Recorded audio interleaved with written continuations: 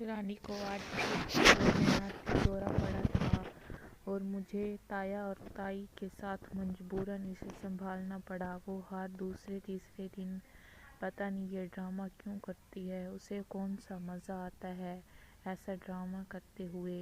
مجھے بہت برا لگتا ہے جب وہ ایسا کرتی ہے۔ تایا، تائی اور میں نے مل کر اسے ایک چارپائی پہ ڈالا۔ تایا جان اس کے سرہانے کھڑ کے قرآن پاک کی کسی آیت کا ورد اپنے لب پر کر رہے تھے اور تائی جان عموماً روزانہ کی طرح اس کی چارپائی کے ساتھ بیٹھ کر دھاڑے مار مار کر رو رہی تھیں اور میں اس کے لیے پانی کا گلاس بھر کر لایا تھا۔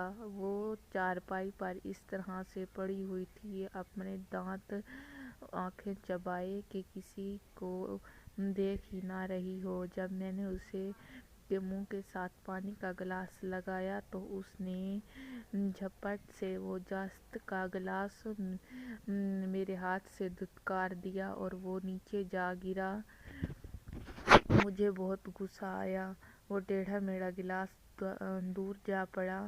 مجھے اتنا غصہ آیا کہ میں رانی کی اس بدتمیزی کا جواب اس کے منہ پر تھپڑوں کی بارش کر کے دوں، مگر تائی اور تایا جان کی پریشانی کی وجہ سے میں ایسا نہیں کر رہا تھا۔ مجھے ان کی پریشانی کا احساس تھا۔ نہ جانے کیوں رانی ہر دوسرے دن ایسا ڈرامہ کرتی تھی اپنے بوڑھے ماں باپ کو پریشان کرنے کے لیے۔ اسے ذرا بھی احساس نہ تھا کہ میں اپنے ماں باپ کو کتنا پریشان کرتی ہوں۔ تایا اور تائی جان ہمیشہ اس سے بہت پیار کرتے تھے، نہ جانے وہ کیوں ایسا ڈرامہ کرتی تھی اور مجھے بہت غصہ آتا تھا جب وہ ایسا کرتی تھی۔ تایا جان سے کہہ رہی تھیں، ارے رانی کے ابا، تم کیوں کسی اللہ والے پیر فقیر کو نہیں دیکھتے؟ ہماری بیٹی رانی کو پتہ نہیں کس بلا کے منہ میں آ گئی ہے، ایسا لگتا ہے جیسے لال پیلی بالکل پیلی ہی پڑ گئی ہو۔ تو تایا جان نے کہا،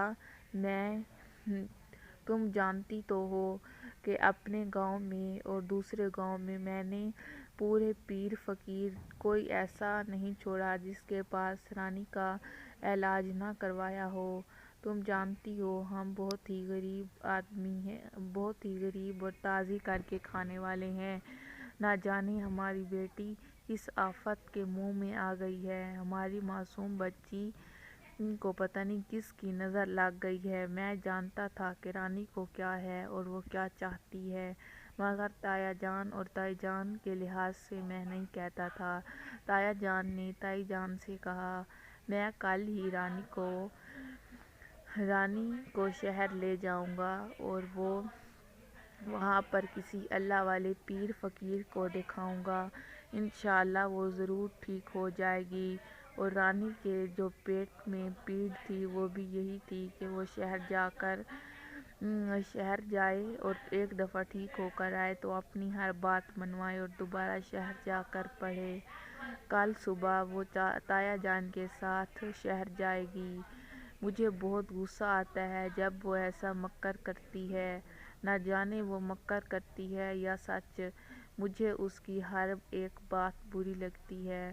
کل جب وہ شہر تایا جان کے ساتھ جائے گی تو نہ جانے وہاں بھی کیا آفت اور کیا گل کھلائے گی۔